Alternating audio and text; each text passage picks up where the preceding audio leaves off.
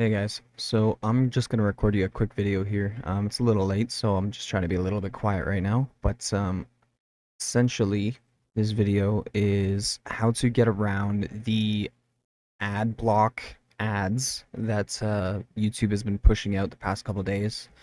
So as you can see in this recording I made before doing this voiceover, no matter how many times you refresh the page, it will continue to tell you got an ad blocker on. So basically, all you got to do is you inspect element. Go over to element section, then you click the three little dots on the left side about halfway down. You uncheck the user agent box and you search for Googlebot.